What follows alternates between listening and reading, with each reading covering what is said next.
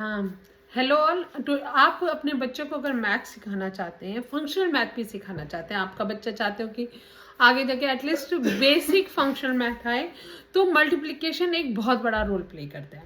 मैंने एक video share की थी आप लोगों के साथ एडिशन की, आप उसे एडिशन के लिए चेक कर सकते हो। आज मैं आपको साथ मल्टीप्लिकेशन सिखा रही हूँ। मल्टीप्लिकेशन मैंने बहुत अर्ली एज पे अपने बेटे के लिए स्टार्ट करती थी। स्टार्टिंग में लाइक जैसे हम राइम्स गाते हैं ना, 2 1 2 2 2 4 ट्विंकल ट्विंकल, लाइक दिस। मैंने उसे राइम की तरह गाना सिखाया। 2 का टेबल, 3 का टेबल, उसको उस समय मैंने ऐसे राइमिंग सारे टेबल्स याद करवा दिए थे 2 to 10 तक। चाहे उसको उसका मतलब नहीं सिखाया था। आप अपने बच्चों को स्टार्टिंग में ऐसे राइम से याद करवा दो।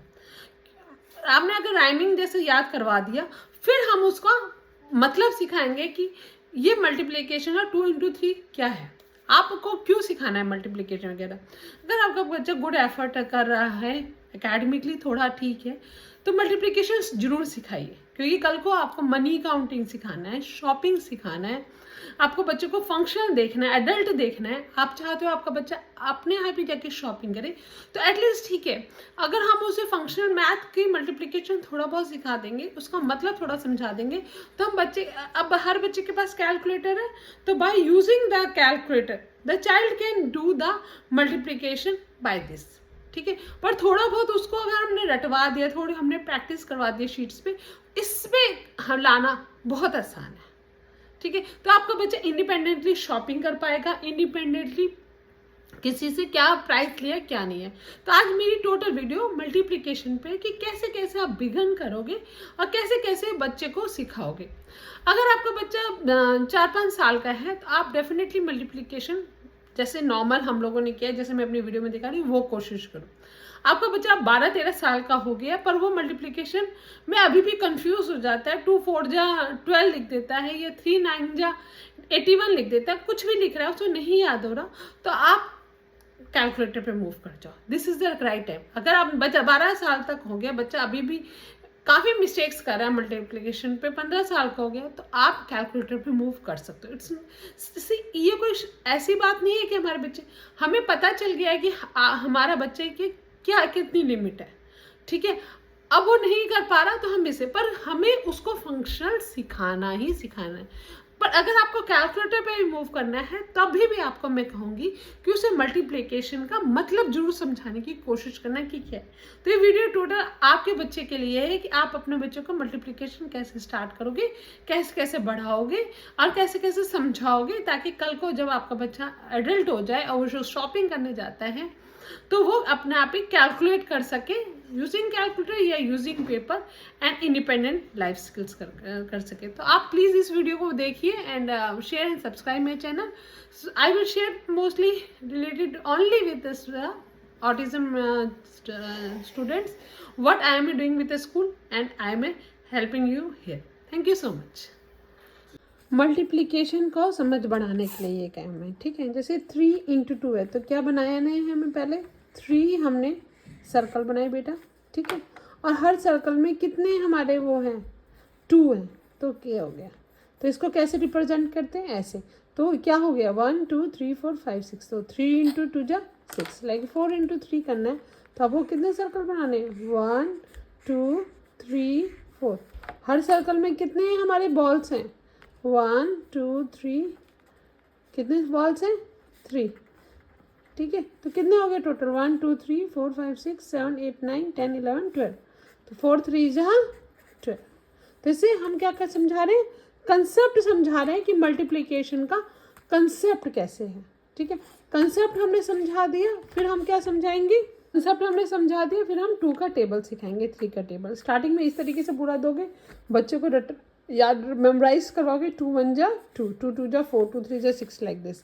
फिर बच्चे को बस ऐसे लिख के दे दोगे, बच्चे को अपने आप ही लिखना होगा पूरा 3 2 जा 6, लाइक दिस। तो इस तरह से 2 से 10 तक की सारी टेबल मेमोराइज करवाओ बच्चे को। हमने इसके साथ साथ हमने बच्चे को मल्टीप्लिकेशन का कंसेप्ट समझा दिया। जब हमारा मल्टीप्लिकेशन का कंसेप्ट बच्चे को समझ में आ गया, 2 से 10 तक टेबल आ गई, तब हमें क्या नेक्स्ट करना है, हमें डॉजिंग देनी है।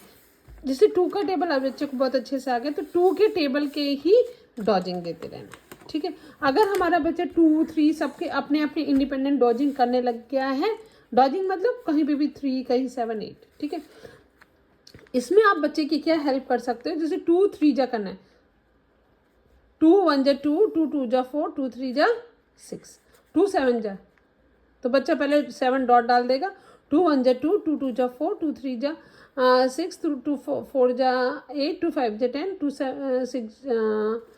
6 जा 12, 2 7 जा 14, ऐसे 2 1 जा 2, 2 2 जा 4, 2 3 जा 6, 2 4 जा 8, 2 5 जा 10, 2 6 जा 12, 2 7 जा 14, 2 8 जा 16। या तो डॉट से, या बच्चा डायरेक्ट कर पाता है तो डायरेक्ट, अगर बच्चा डायरेक्ट नहीं कर पाता तो हम डॉट की मदद कर देते हैं।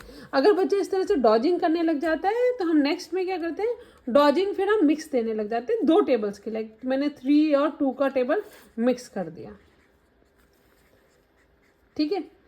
अगर 2 और 3 का टेबल मैंने मिक्स कर दिया, यहाँ पे भी बच्चा डॉजिंग ठीक कर रहा है, तब मैं सारे 2 से 10 तक धीरे धीरे 2 के बाद 3, 3 के बाद 4, 4 के बाद 5, 10 तक के सारे टेबल मिक्स करके देने शुरू कर दूंगी। तो इससे अच्छा, इससे क्या आ जाएगा, बच्चे को मल्टीप्लिकेशन अच्छे से आ जाएगा। फिर मल्टीप्लिकेशन की मैं इस टाइप की कोडिंग डिकोडिंग की शीट भी रख सकती हूँ, जहाँ पे क्या है, बच्चा ये देखेगा स्क्वायर क्या है, 3 3 3 3 जा 9, फिर ये स्टार क्या है, स्टार है 0 एंड स्क्वायर है 0 इंटू 6।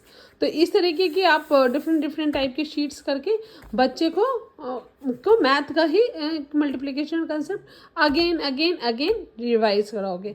मल्टीप्लिकेशन इस तरह से बच्चों को धीरे धीरे समझ में आ जाएगा, कंसेप्ट भी समझ में आ गया, करना भी आ गया, एंड आप ग्रो करोगे। जैसे मैंने कहा कि हमने इतनी मेहनत की, बड़े सालों से कर रहे हैं, पर बच्चा नहीं कर पा रहा है, उसको नहीं याद रहता है, तो हम कैलकुलेटर पर मूव कर जाएंगे। तो कैलकुलेटर पे कैसे स्टार्ट करेंगे, कैलकुलेटर पे मोबाइल कैलकुलेटर या नॉर्मल कैलकुलेटर दोनों पे सिखाना है, ठीक है।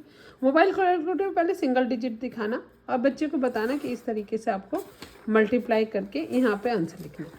डेली प्रैक्टिस करोगे फिर बच्चा ये करने लग जाता है, ठीक है, कि इस तरह से आपको करना है। अगर बच्चा सिंगल डिजिट का करने लग जाता है तो फिर से आप डबल डिजिट का सिखाओगे, ठीक है, और इस तरीके से बच्चों को प्रैक्टिस में लाओगे।